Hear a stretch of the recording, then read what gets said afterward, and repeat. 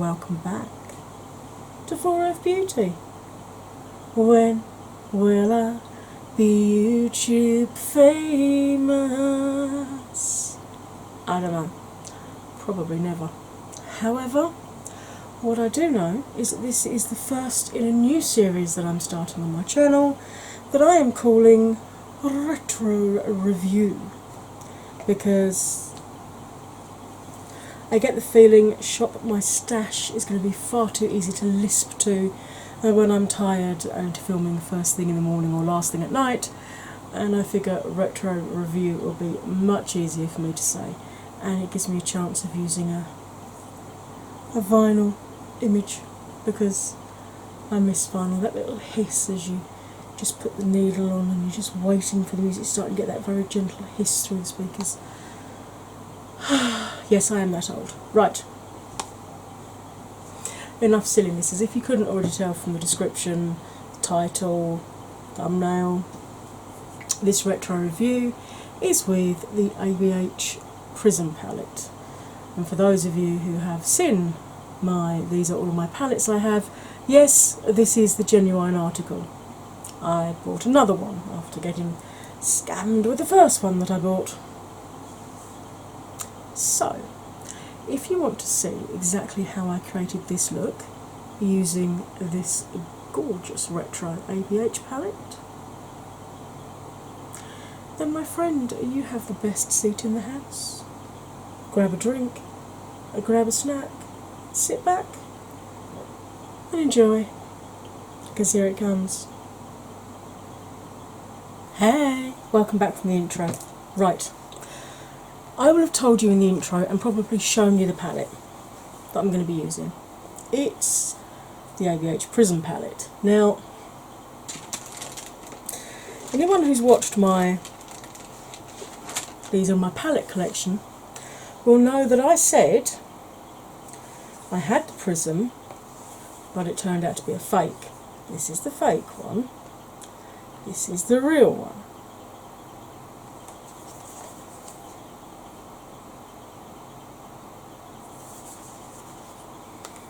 Just so that you can see the differences.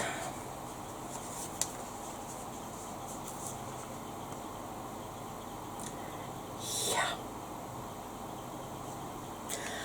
If you want me to do a real versus fake with this, let me know in the comments.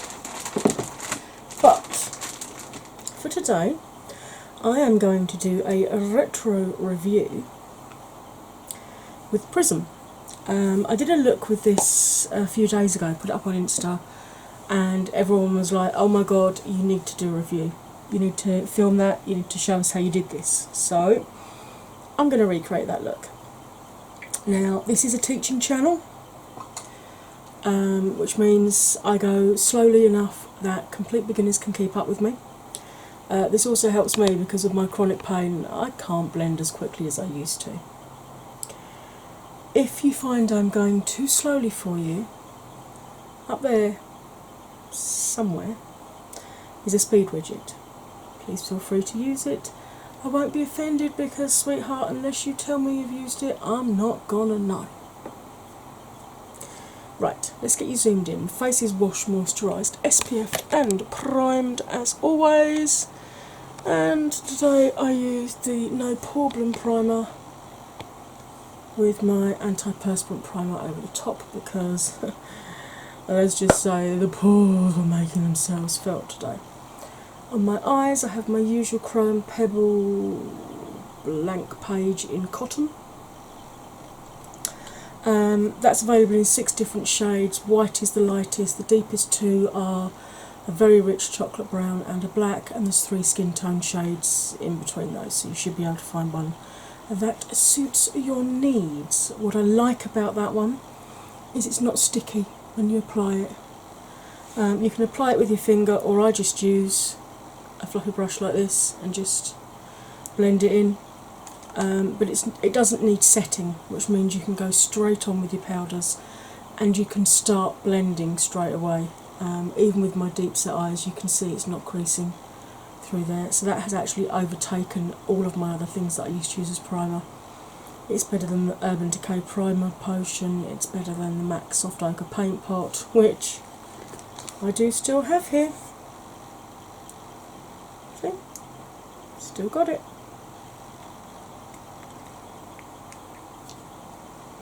I've only used a bit of it, but now much prefer the Chrome Pebble Primer. I do have a discount code for that. That, along with all my other discounts, are listed in the description below, and they clearly state whether or not I earn from them. Right, eye shapes. Now, I mentioned that I have deep set eyes. A lot of people that have deep set eyes mistakenly believe or are mistakenly informed that they have hooded lids, because we have very similar issues. We get transference of shimmer onto the upper lid. If we're cutting our crease, we can't just cut the socket, we have to go onto the upper lid, and even when we use glitter glue through the crease here, we are going to get bare patches. Now I'm going to tell you two workarounds, one for a hooded eye and one for a deep set eye, so that whatever tutorial you're watching, you will be able to recreate it and adapt it for your eye shape. Now when I relax my brows and look straight forward, you can see all of my mobile lid from inner to outer corner. So I don't have hooded lids. It's only if the upper lid completely covers, right down to the lash line, part or all of the mobile lid, that you have a full or a half hooded eye, or what's known as a mono or an Asian eye.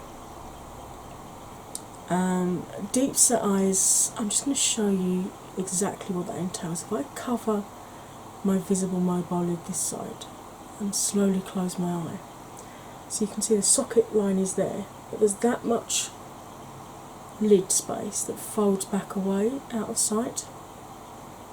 And if I cover the visible upper lid, you can see again we've got lid space there that tucks back away, and it's those two pieces of lid rubbing together that give us the same issues that hooded lid people have. Now our workaround is slightly different. If you have hooded lids, what you need to do is get a brush something like this, or a pencil brush, and just sketch out on your static lid where you want your crease to fall. Now obviously that's going to reduce the space between your new crease and your brow, so just use slightly smaller brushes than the person doing the tutorial and you'll be fine. If you have deep set eyes, which I have heard referred to as double lidded eyes recently, all you have to do is when you're putting the colour through the crease, ever so often stop, relax your brows, look straight forward, and just make sure you can just see it over the top of the crease there. That's it. But as you can see, it is two very different workarounds depending on the type of eye you have.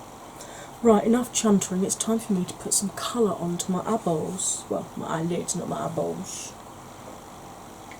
Right, I'm going to start off with one of the Jeffrey brushes. This is one of his synthetic ones, JS8. It's clean, it's just stained.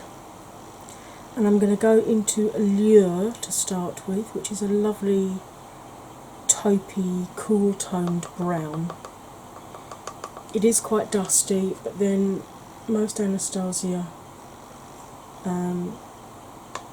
mattes are dusty, so just lightly tap back like this, so that you're tapping most of the excess back into the lid of the shade, and then you can just pick that up and use that when it's time to add more colour. So as you can see, you can start straight away with the blending without having any worries at all of having to set it first. So I'm doing circular movements going in this direction as I come towards the nose, bounce it up and down, and then reverse the direction to come back out. What this does is it gently moves the eyelid around and helps to stop you from getting annoying white stripes when you have bits of lid that fold over. I do have an issue here where I've got these super deep creases where the ophthalmic, when I was literally like 5 years old, pulled my eyelid around trying to work out why I wasn't seeing out of it properly. I do have to use a slightly different technique that side in order to get it as seamless as possible. So you can see how well that went on, it just absolutely no problems at all, and blended without any issues, even though I did not set the primer.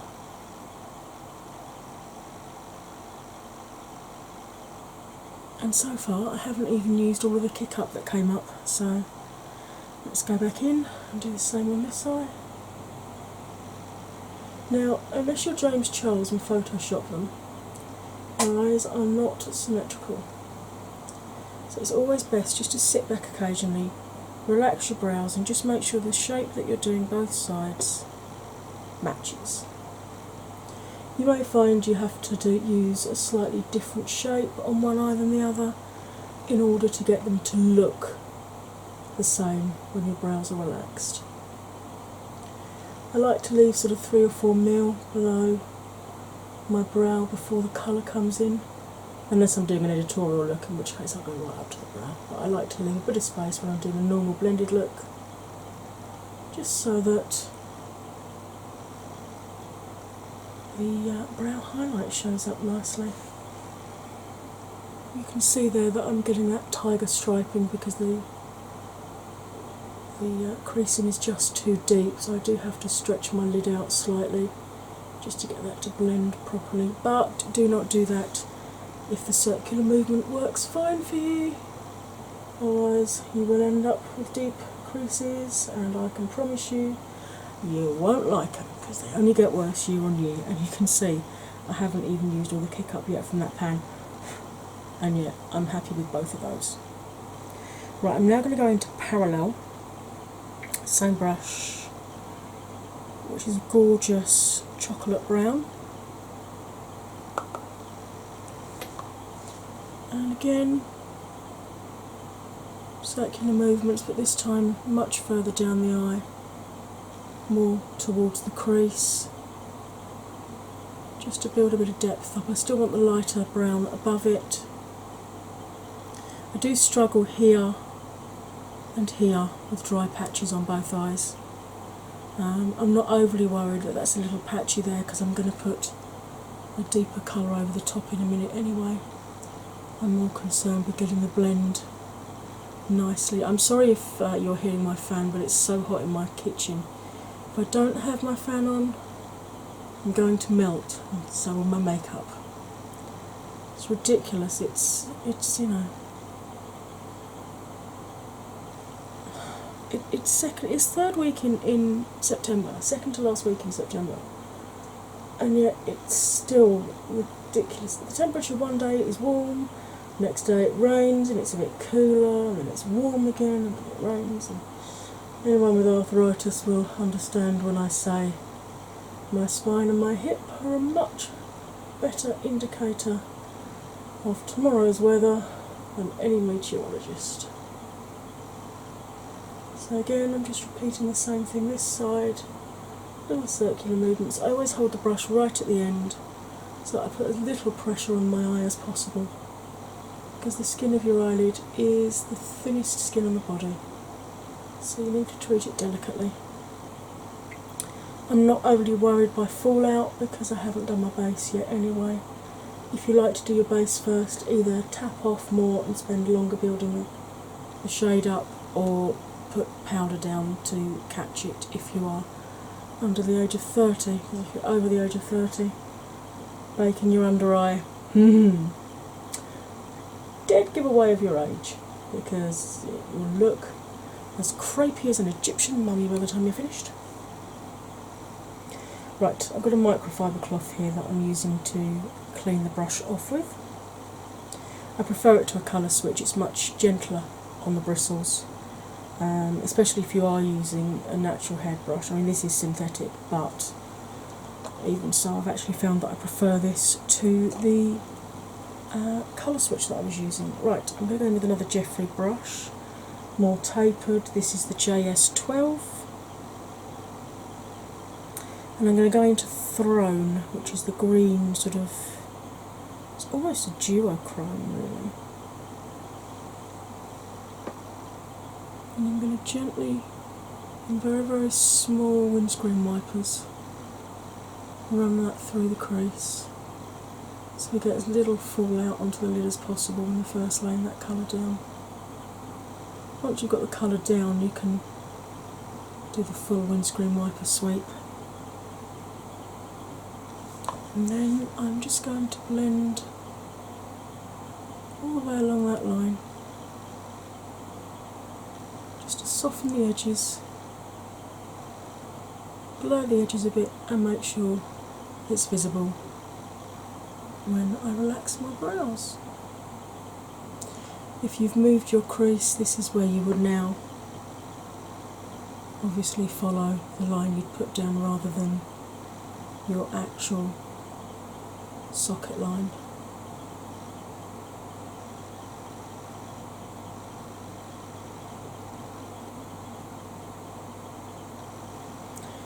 And then I'm going to grab a little bit more of that pigment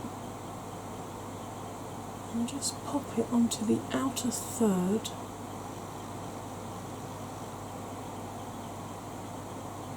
of the eye,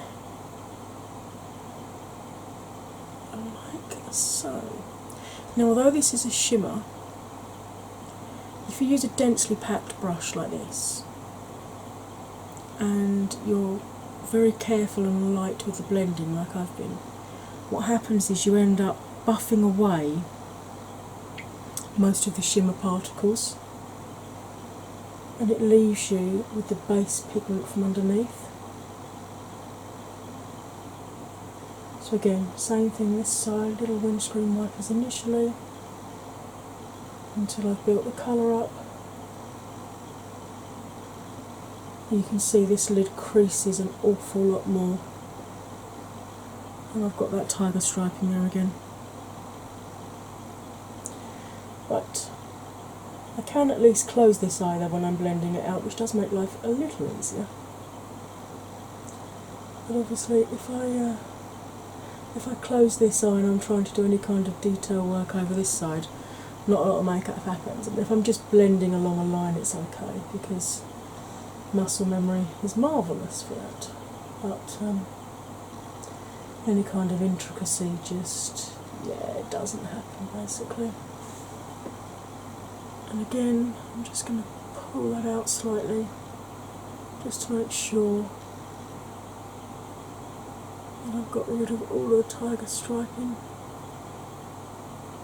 and that I've got right down into that corner.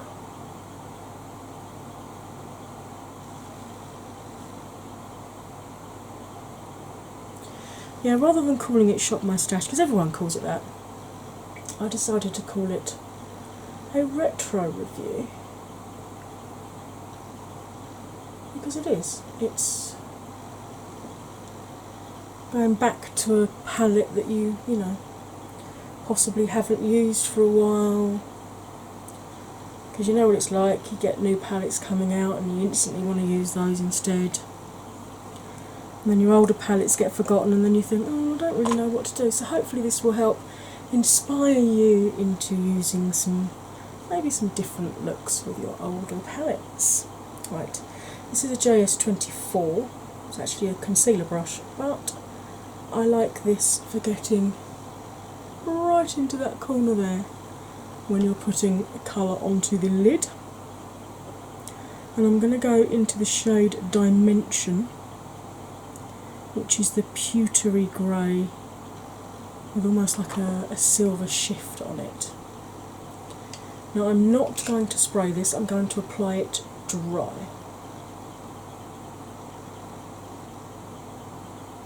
And I'm just going to run right along initially the lash line there, and then bring it up.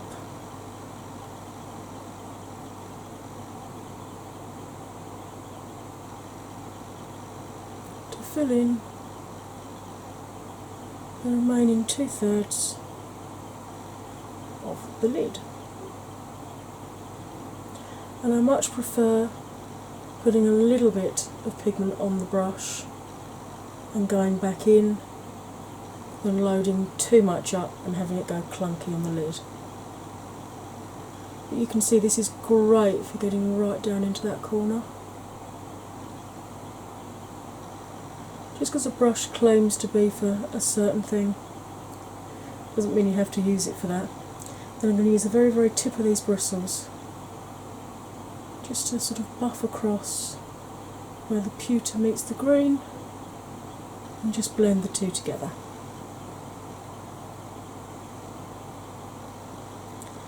And then I'm going to do exactly the same thing on the other side. But again, I'm going to have to stretch the lid out, otherwise what happens is the pigment fills up in the crease rather than being blended on. It just goes into the crease loosely, and then as I move my eye through the day I get cascades of it coming down my cheeks, which is never a good look. So again,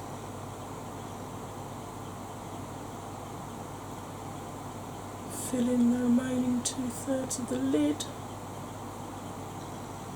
like so,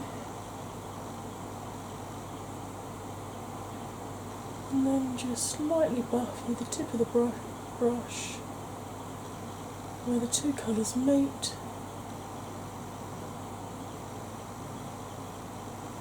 To blend them together.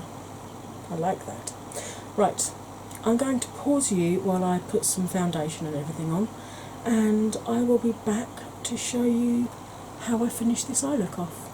So you will see me instantly, I will see you the very next time that I press the record button. I'm back. As you can see, I added a silver liner.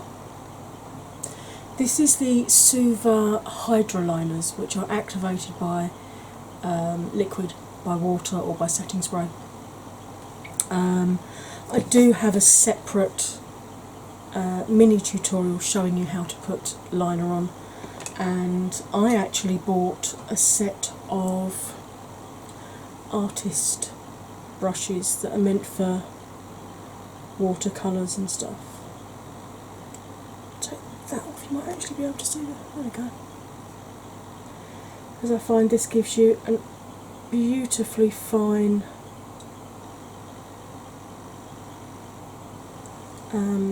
brush, far finer than any others that I've used. I've got a lot of different liner brushes, but this is number one, and that gives me the absolute perfect line. And at the moment this Hydra liner is the only one I'm able to keep on, because with my fibro my eyes are watering so much. Right, using this flat top brush, I'm going to go back into Throne, which is the deep green that we put through the crease. And I'm going to very gently run that along under the lash line. Both sides. Taking care not to get it on the silver liner. I mean, you can use a black liner if you don't have the silver one, but because it's such a dramatic look and I'm going out in daytime, I thought I'd lighten it a bit with the silver.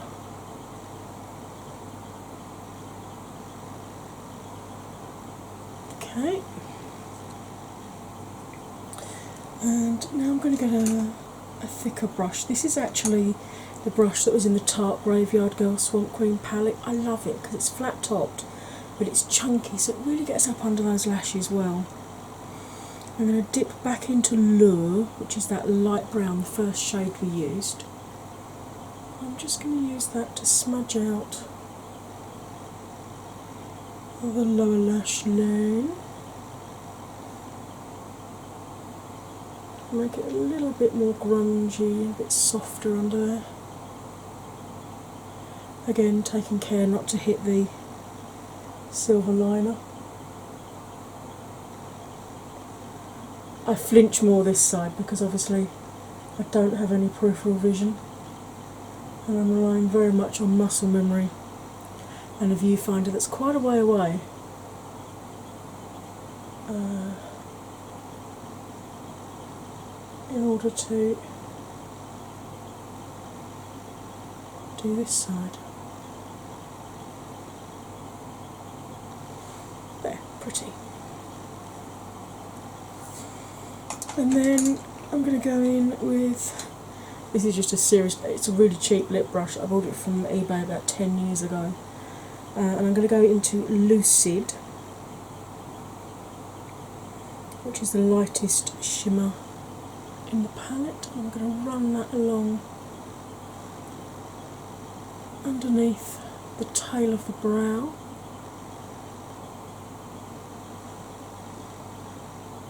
Both sides, obviously.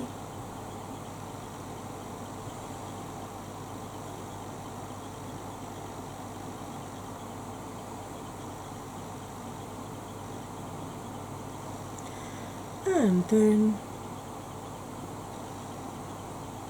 same thing on the inner corner. Now I like to continue it under the tear duct and just blend it in with the shadow under the eye. Don't have to do that, you can just leave it as inner corner like that. But I just find that with my eye shape, this is the most flattering.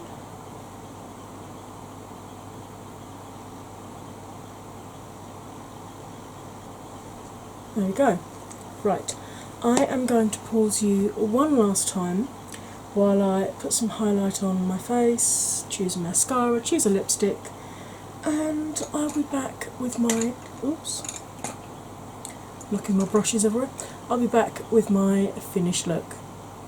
So I'll see you right now. There we go, this is my final look. The lipstick is a JSTAR in Human Nature. This was his, was it Holiday 2017? I think it was, because Holiday 2018 was the white ones. This must be Holiday 2017, and it's still looking fantastic and it still behaves as his brand new lipsticks do. But this is a retro review tutorial with Prism. So, I really hope you liked this. As I said, I've used a silver liner because I'm going out daytime with it, and I've used a brown lipstick. First time I did this, I think I used Posh Spice, which is a much lighter brown, more of a taupey nude. The second time I did this look, because I really liked it, I teamed it with bright red lipstick because I was going out in the evening, and I used black liner to give it a little bit more drama. So you can play with this. You can do it without liner. You can do it with a silver liner, with a white liner. Navy blue would look good. Bottle green would look good. If you've got green eyes, purple would look amazing. Or you can go for a brown or a black. And you can team it with whatever shade of lipstick you want. This one, it initially looks brown until you hold it against something brown, and then it looks more like it has like a red undertone to the brown, almost like a bluey red, like a burgundy red undertone to it. Just looking to see if I've got anything that I can. Oh, I've got this. You can see it's much warmer and more red based than just a plain brown. But I really like this because I think it pulls nicely with the warmth from the eyes. So there you go, this is the first in my new series, Retro Review. And let me know what you think. Do you have this palette? Have you done a look similar to this? What's your go-to look with this palette? What's your favourite shade from this palette? And are you tempted to buy this palette now you've seen this review? I actually got this from Depop. This time the girl had proof of purchase. and I think it cost me 15 quid from Depop.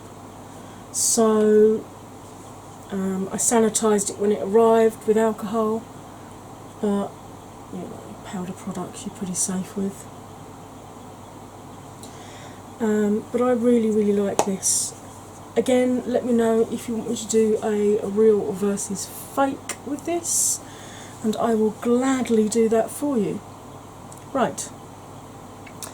If you're one of my current 4F family, please double check you are still subscribed, because YouTube are still unsubscribing people against their wishes. Once you've checked you're subscribed and you've hit like and left me a bit of a comment and maybe even shared this film, I've got an awful lot of other films that you can check back on and see if there's any that you've missed where YouTube haven't sent you a notification, or maybe you were unsubscribed, in which case you could have a nice bulk of films that you could sit there and binge watch too. If, however, this is your first time to the channel, hi, hello, welcome, I hope you enjoyed it here. If you've made it this far through, I'm guessing you liked it just a little bit. If you did like it, it would be awesome if you wanted to join the 4F family by hitting that subscribe button. It's free. And then the notification bell and choosing all notifications so that you too get told every time that I upload another one of these films. Right, that's quite enough for me for one day. All that remains for me to say, as ever, is you'll stay fabulous, and I'll see you next time. Bye for now.